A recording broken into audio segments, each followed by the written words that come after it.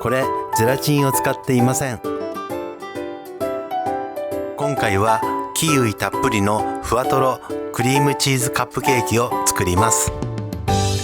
ゼラチンを入れずふわとろに固まる理由をいくつか動画の中で説明しています。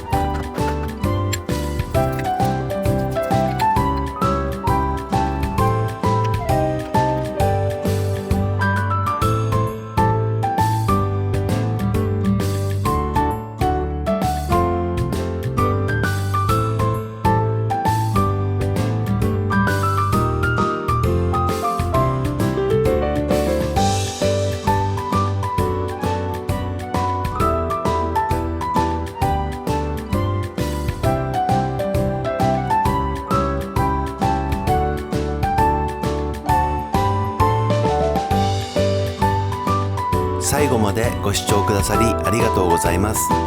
気に入っていただけたら登録していただけると励みになります。また次の動画でお会いできるととっても嬉しいです。